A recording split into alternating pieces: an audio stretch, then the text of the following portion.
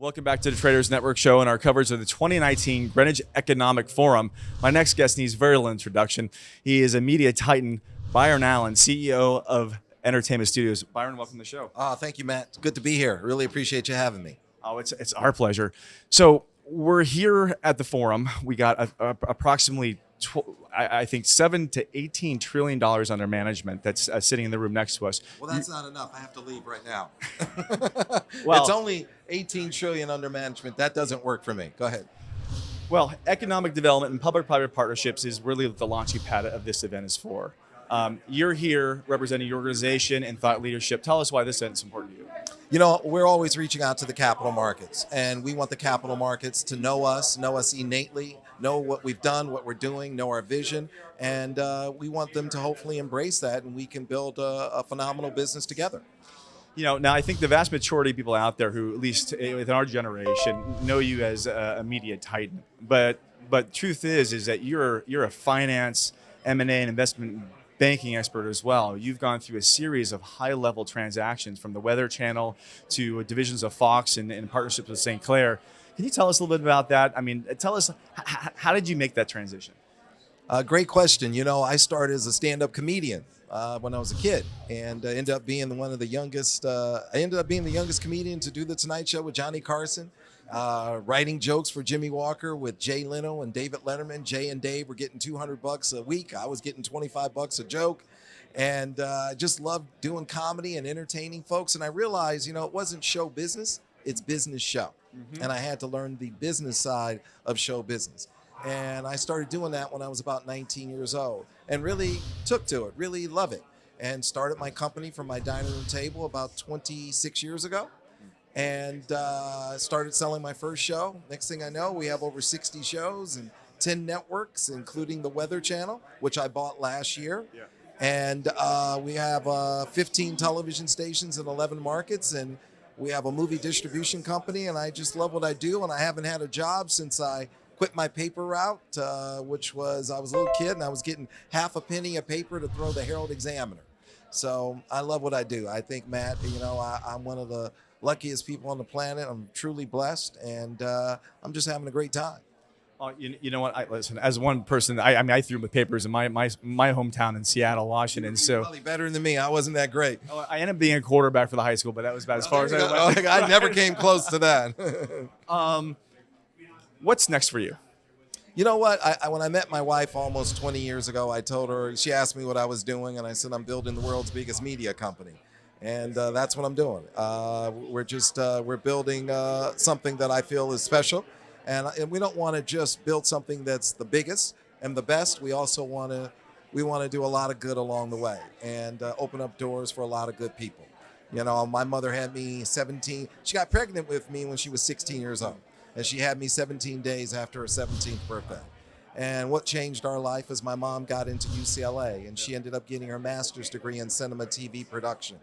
And because of that, she was able to get a job as an intern at NBC. She went to NBC and said, do you have an intern program? They said no.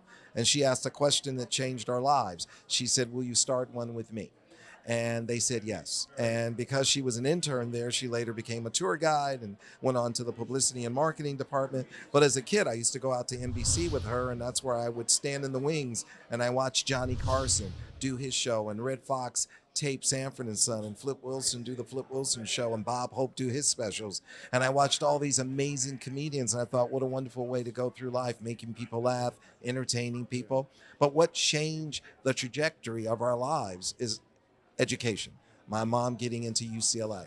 So I want to make sure that we not only build the world's greatest media company and the world's biggest media company, but we help make it accessible, education accessible to everybody, and give everybody, you know, a wonderful opportunity so that they can bring their best game. You know, we want to position people to succeed, and we want to position people to maximize their fullest potential. And so we really want to do a lot in that regard.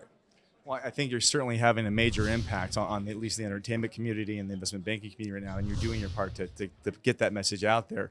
You were exposed to a lot of things at a really young age that helped mold who you are today. Yes. And that's... I'm very fortunate. You're very fortunate in that sense. You got to see mechanisms and repetition and how things work at a level that very few people do. And you took the academic and the fundamental education structure you had, and you applied it to what you saw. That's right. As a youth. That's right. I'm very blessed. I'm very fortunate. And once again, education, that's the key. My mom getting into UCLA, and that just changed the game for us. What we have, look, in this country, there's a lot to do. Yeah. And so this forum is important because there's a lot of capital here, and there's a lot of capital that can grow businesses and do a lot of good in the community. Yeah. We have about 327 million people in America, and we're less than 5% of the global population of about 7 billion. Unfortunately, half the women in this country are living at or below the poverty line. And so that's not sustainable. We have homeless children, over 2.5 million homeless children.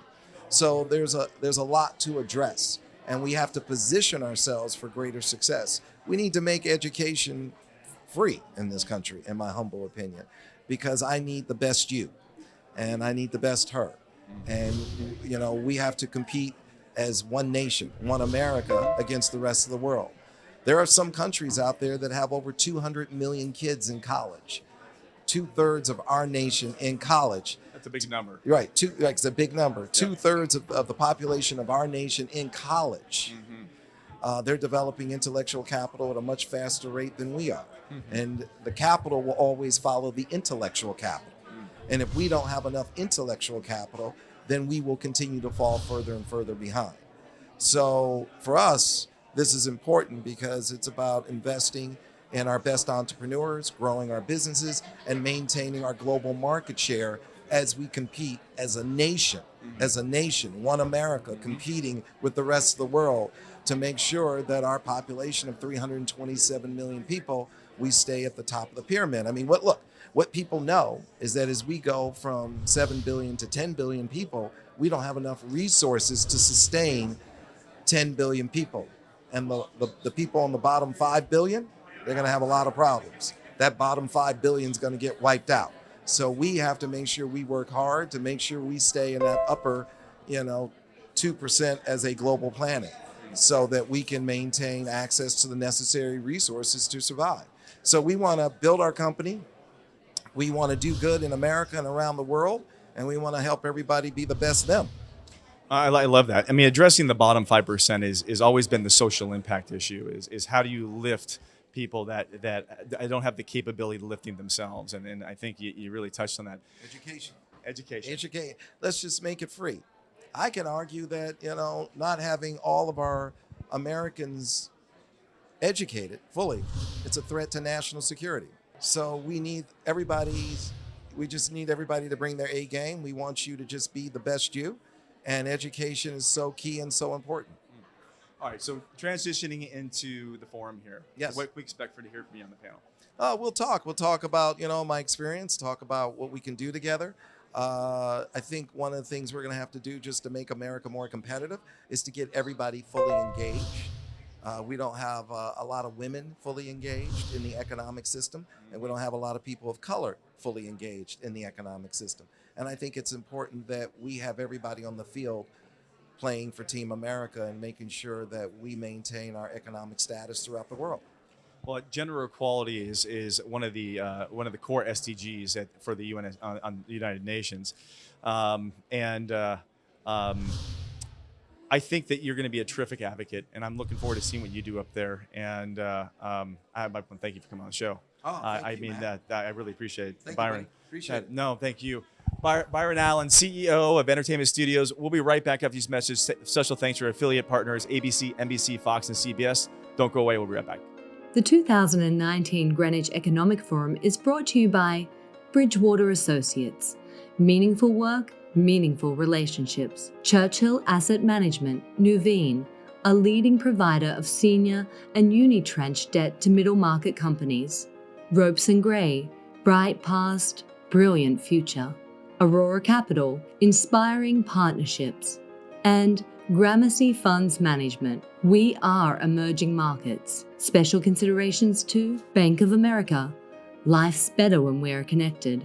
Noah Private Wealth Management. a leading wealth and asset management service provider in China.